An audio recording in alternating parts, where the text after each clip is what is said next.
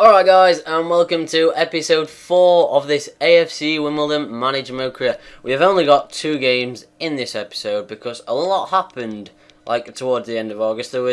I had scout reports back, I signed another scout, I sent that scout out, I had transfer deadline day, I had a few transfer offers. So yeah, I mean there's only 2 games in this episode. I know it's a long episode, but there is a lot more to show than just games, as you know, because obviously there is a lot transfer activity and squad reports, and you get what I'm saying. But anyway, we move on to the first game, which is a Johnston's Paint Trophy game against Wycombe Wanderers. Now, as I've said, I really want to win this game, and we went out straight away, and we started really well. Rashid Youssef with a great run had a shot, and it was a decent shot, but it was well saved by the keeper. And then we came back at them again in the 40th minute. Midson this time, twisting and turning outside the box, got into a good position, but the keeper saved well again. And then moving on into the second half, Porter laid it off for Adamino. Adamino broke into the box, tried to chip him because I thought, well, I've had 1 or 2 chances, missed them though, and unfortunately that didn't work. And then they came forward, the first chance, Lewis Grabban managed to turn about 3 or 4 of my defenders, put it into the back of the net. I was so annoyed at this moment in time. I was just like, oh no, what is going on? What is it with me and cups? Whenever I play a cup game, I can dominate the match for as long as I want, but it only takes them 1 chance and they're in, and they scored. But we did come back at them, and in the 90th minute, Adamino had it outside of the box, had a shot, and it was well saved yet again by the keeper. And somehow we had another chance in the 90th minute. Moore laid it off to Moore. Moore broke into the box. I was certain he was going to score, but the keeper saved out and saved well, and that is how the game finished. So we are out of the Johnston's Paint Trophy. We are out of the League Cup. And what I said at the start of the season about winning a cup run isn't looking likely unless we can get one in the FA Cup. So really frustrated with that, because as I said, I was actually hoping we could go far in the Johnston's Paint Trophy and see if we could get to the final and possibly win it, but we're out with the first round. So yeah, we're going to have to move on from that. And after that game, a transfer offer from Sangju Sangmu, the team that's already taken Allison and one of my keepers out on loan, wanted to loan Stead, and I did let them loan Julian Stead for the season. And then it moved on to transfer deadline day. And as you know, not much happens in my transfer deadline day, although I did receive 2 or 3 offers in this particular one, which is actually unusual for me, although I've got players on the loan list, so it's totally expected.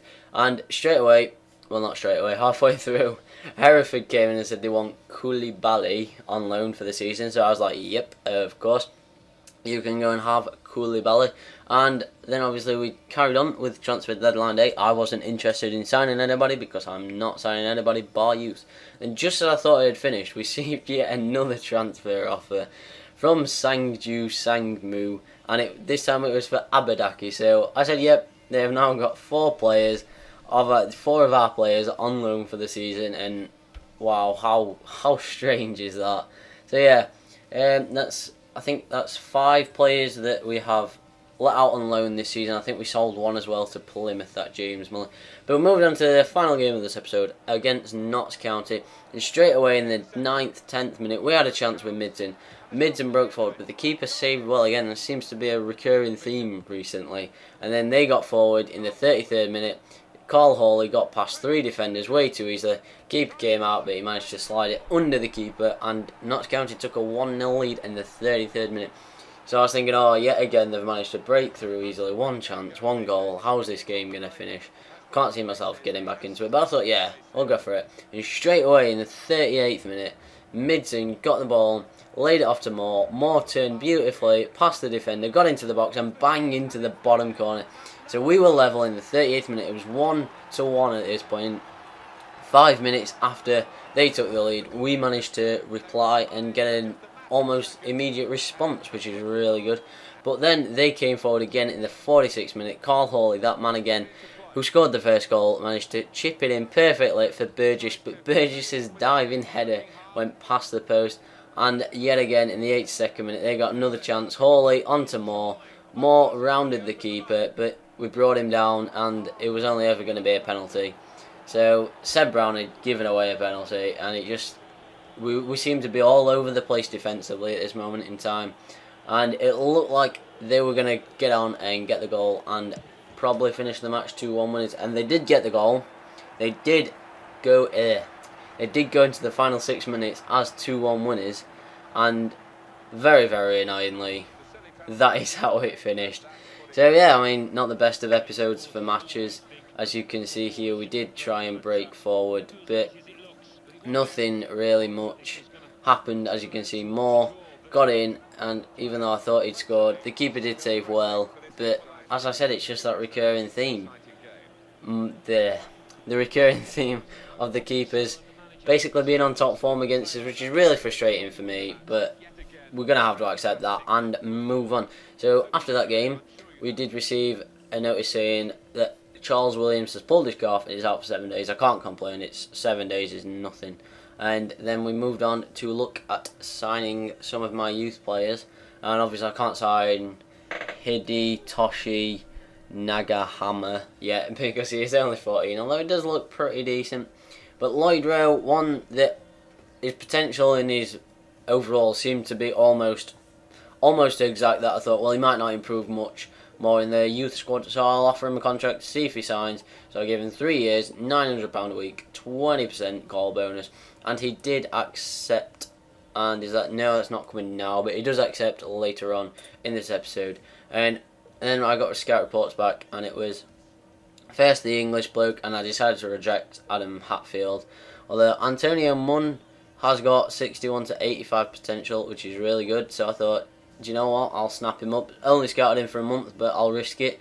And then Charles Spence, I just thought, nah, it's not good enough. But Joe Sheringham, 68 to 86, I thought, no chance I'm letting that one slide.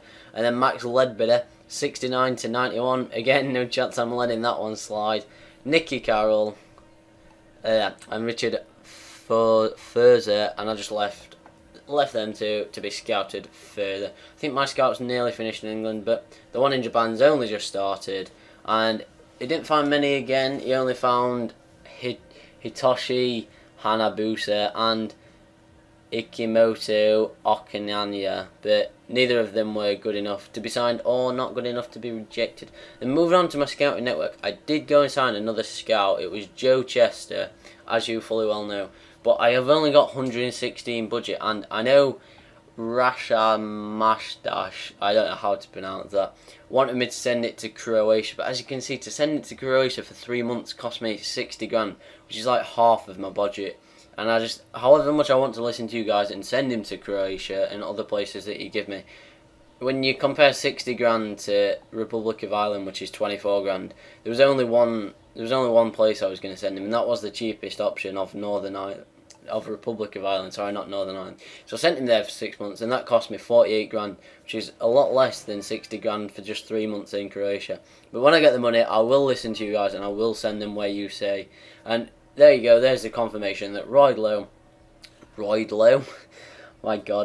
Rowe has accepted my contract and is signed up with us. So just having a quick look at his stats now, he's only rated 45, but obviously he's like 16 years old, so he can easily improve. His acceleration's 49, which is the best out of them lot. His attacking position is 54.